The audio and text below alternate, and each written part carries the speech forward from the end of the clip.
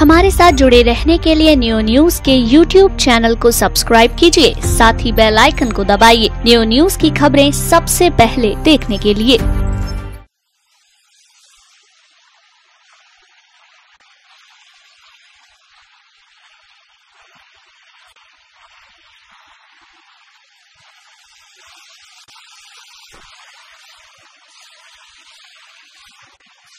कुलाधिपति राज्यपाल राम नाईक शुक्रवार को मथुरा आए। यहां उन्होंने पंडित दीनदयाल उपाध्याय पशु चिकित्सा और विज्ञान विश्वविद्यालय एवं गौ अनुसंधान संस्थान के 8वें दीक्षांत समारोह में भाग लिया। इस दौरान जहां उन्होंने विश्वविद्यालय में विभिन्न कोर्सेज एवं डिप्लोमा कर रहे छात्र छात्राओं को उपाधियां दी और टॉपर्स को गोल्ड, सिल्वर एवं ब्रॉन्ज मेडल से सम्मानित किया, तो वहीं विश्वविद्यालय के छात्रों को सफलता के मंत्र भी बताए। बताते चलें कि राज्यपाल राम नाईक निर्धारित कार्यक्रम के अनुसार शुक्रवार प्रातः समय से ही वेटनरी विश्वविद्यालय परिसर में स्थित डीन कार्यालय के सामने बने कार्यक्रम स्थल पर पहुंच गए थे। इस दौरान उनके द्वारा कार्यक्रम को संबोधित किया जाता और विश्वविद्यालय के छात्रों को उपाधियां व पदक दिए जाते। इससे पूर्व ही उनके द्वारा दीक्षांत समारोह की शुरुआत दीप प्रज्वलन के साथ की गई, जिसके बाद छात्र छात्राओं को सम्मानित किए जाने का सिलसिला शुरू हो गया। इस दौरान राज्यपाल द्वारा BBSc, BSc, बायोटेक आदि कोर्सेज एवं डिप्लोमा में सर्वाधिक अंक प्राप्त करने वाले छात्रों को गोल्ड, सिल्वर आदि पदक देकर सम्मानित किया गया।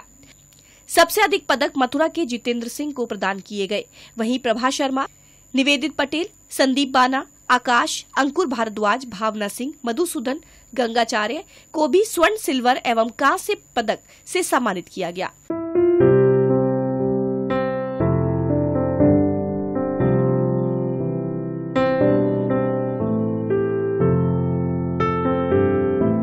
इसके अलावा उनके द्वारा विश्वविद्यालय के 93 अन्य छात्रों को भी फोटोयुक्त उपाधियां राज्यपाल द्वारा दी गई।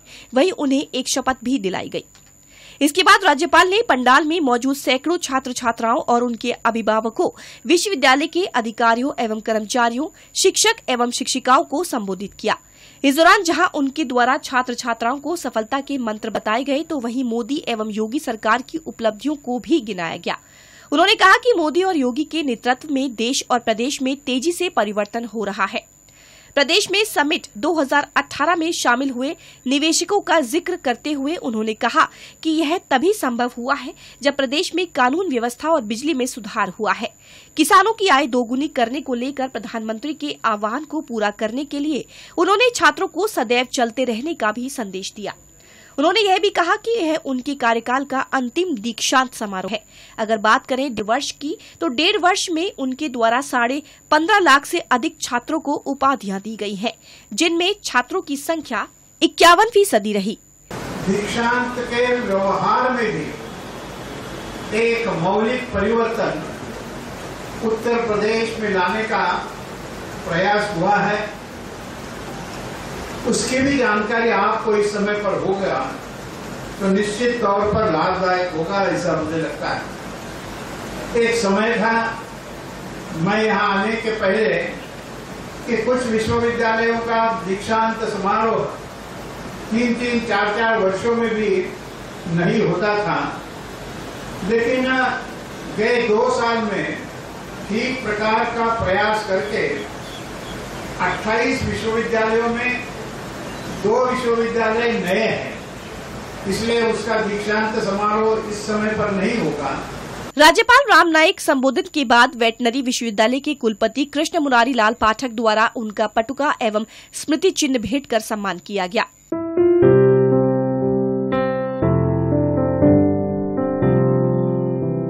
इसके बाद समारोह अंतिम चरण में पहुंच गया था। कार्यक्रम का समापन राष्ट्रगान के साथ हुआ।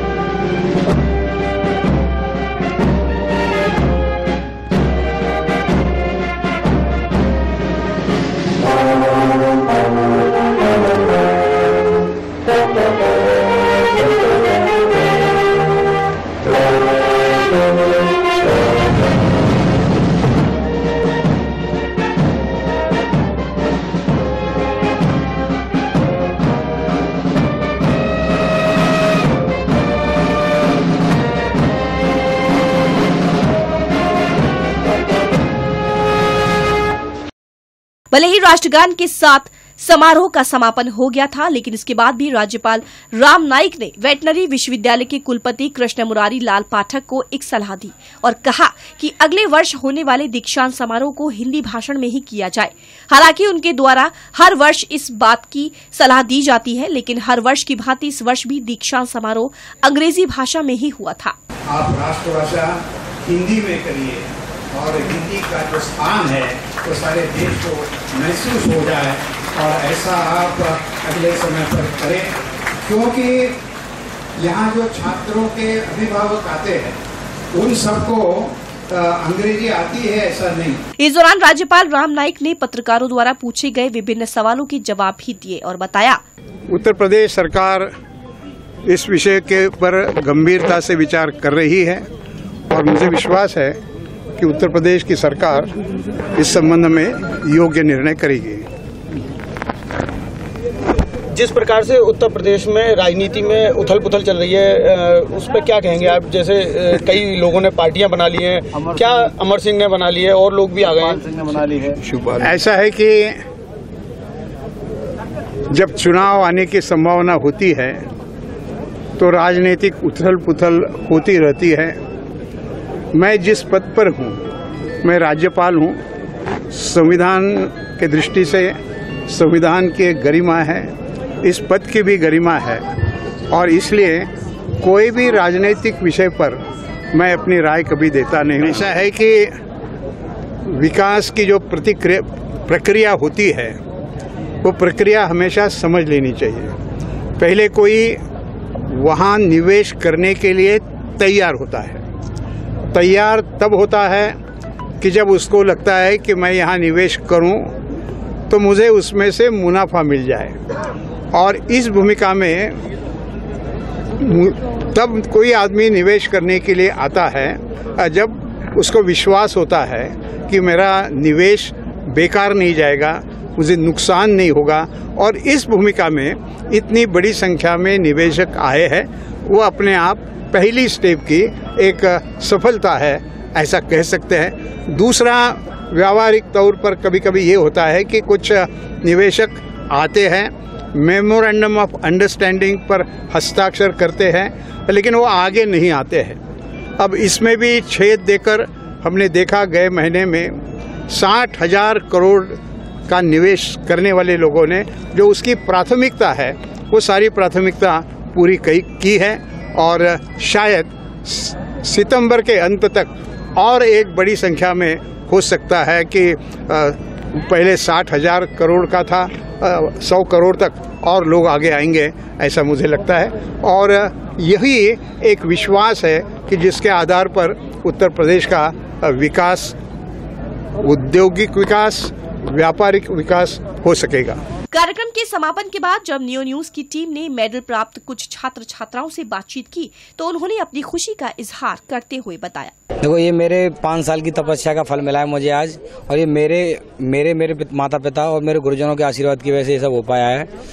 मैं एक मध्यम वर्गीय किसान परिवार में पैदा हुआ हूँ, जहाँ पे मतलब पढ़ना बड़ा मुश्किल था। उस गांव में से मैं रहा हूँ मैं, लेकिन मेरे पिताजी के कठिन परिश्रम और संघर्ष की वजह से मैं यहाँ पे पहुँचा। संघर्ष से मुझे यहाँ तक पढ़ाया है। इन्होंने मुझे चिकित्सक बना दिया, ये मेरे लिए बहुत बड़ी उपलब्धि थी।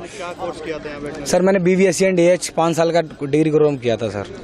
पूरा जो श्रेय आप देना चाहोगे? सर वो अपने माता पिता को देना चाहता। सबसे पहले इन्होंने मुझे गाइड किया, ये पहले गुरु मेरे यही थे। उसके बाद मेरे गुरुजन सर, इन्होंने जो बहुत बुद्धिजीवी हैं, उन्होंने पूरा मुझे यहाँ पर साथ दिया। बाकी मेरे मित्रगण सर यहाँ पर। It's really a proud moment sir. हमारी जो 5 साल की कड़ी मेहनत का जो परिश्रम का जो फल होता है वो आज इस दिन फलीभूत होता है।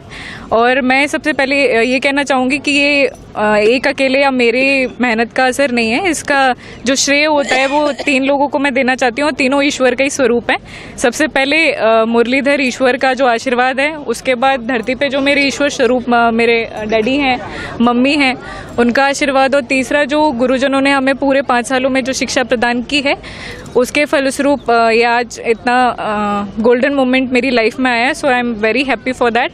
और कभी मौका नहीं मिल पाता है हमें मम्मी डैडी को थैंक यू बोलने का, तो I think this is the right moment to say thank you so much mummy daddy for all of everything you give me and love you all. भविष्य में क्या प्लानिंग रहेगी? आगे का प्लान मेरा ये है कि क्योंकि वेटनरी प्रोफेशन में मैं हूँ, तो मेरा आगे का यही है कि मुझे इसी प्रोफेशन में लीड करते हुए सेवा भाव से आगे बढ़ना है।